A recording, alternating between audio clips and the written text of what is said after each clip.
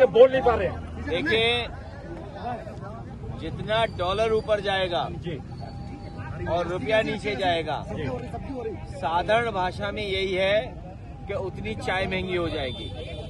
याद करो, जब 40 रुपए 50 रुपए डॉलर रहा होगा तो चाय की कीमत क्या रही होगी। आज मैनपुरी में भी 15-20 रुपए की चाय मिल रही होगी। तो सोचिए, डॉलर जब ऊपर जाएगा तो आपकी चाय महंगी हो जाएगी।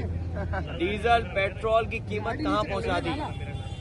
जो लोग कहते थे गैस सिलेंडर गरीबों को फ्री देंगे, हर दूसरे तीसरे दिन आप देखते हैं कभी डीजल की कीमत बढ़ जाती, पेट्रोल की कीमत बढ़ जाती, अब गैस सिलेंडर की कीमत बढ़ रही है। खाद दे नहीं पा रहे हैं लोग। खाद के लिए किसानों को कागज लेकर के जाना पड़ रहा है, तब कहीं जाकर के 2 बोरी मिल रहा है, और 2 बोरी भी उसमें चोरी हो रही है। स्मार्ट सिटी बनाने वालों ने स्मार्ट मीटर लगाए थे। हम बधाई देना चाहते हैं गरीबों को, किसानों को, उन्होंने स्मार्ट मीटर उठा के फेंक दिए। तो एक तरफ जहां महंगाई बढ़ रही है, भ्रष्टाचार बढ़ रहा है, इनके मंत्री लोग बेईमानी कर रहे हैं। अभी सुना होगा एक मंत्री जी का विभाग हटाया गया, उन्हें हाफ कर दिया गया है। और मैं आपको यकीन ये दिलाता हूं, इनके कई विधायकों की टिकट साफ हो जाएगी। अभी तो मंत्री पद हाफ हुआ है, आने वाले समय में देखना टिकट साफ हो जाएगी। तो सोचिए, जिनके पास जनता के पास जाने के लिए कोई मुद्दा न हो तो वो इसी तरह जनता को गुमराह करेंगे। परिवर्तन के देश में 2027 की राजनीति बहुत अहम रखती है।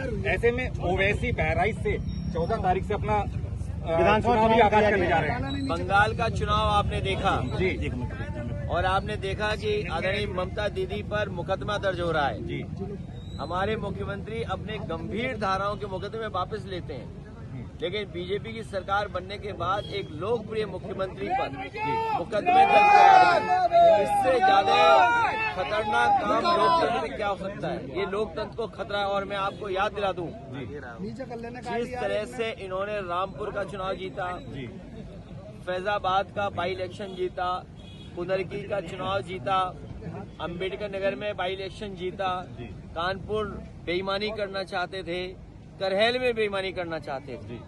मैं केवल बंगाल के चुनाव के बाद ये कहना चाहता हूँ, यूपी का चुनाव आखिरी चुनाव होगा जो देश का चुनाव होगा अगर बीजेपी जीत गई। बंगाल जिले के चुनाव को लेकर एक बात कहना चाह रहा हूँ कि अभी राहुल गांधी ने और महागठबंधन की 8 तारीख को मीटिंग हुई थी, जिसमें राहुल गांधी ने कहा था कि टीएमसी से उनके बहुत अच्छी मित्रता है, और उन्होंने बताया था वो जीत के लिए आश्वस्त थे। मगर वहीं राहुल ने बोला था आप सपना देख रहे हैं, जैसे कि महाराष्ट्र हुआ, गुजरात हुआ और हरियाणा जैसी जगह में वो पहले भी आगाह कर चुके थे, वो देख चुके हैं। अभी की बात को कोई विश्वास नहीं कर रहा है। मैं इंडिया गठबंधन और कांग्रेस इसी पर बहस नहीं करना चाहता हूँ।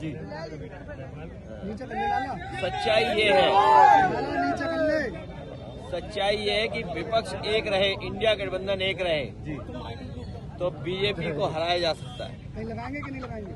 कांग्रेस के प्रभारी हैं अविनाश पांडे, वो कह रहे हैं सभी सीटों में हमारा चुनाव लड़ने में सक्षम है। तो ये तो अच्छा कह रहे हैं कि 403 में वो तैयारी कर रहे हैं, 403 में हम तैयारी कर रहे हैं जी। तो 403 कितना हो गया?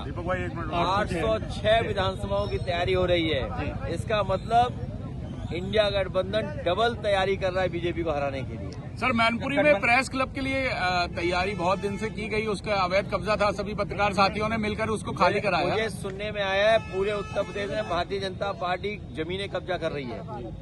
मैनपुरी में भी बड़ी पैमाने पर जमीनें कब्जा की होंगी। तो ये मंत्री लूटना चाहते हैं। अभी एक मंत्री हाफ हुआ है, देखना जनता इन मंत्रियों को साफ कर देगी। राजनीति में भाषाओं की मर्यादा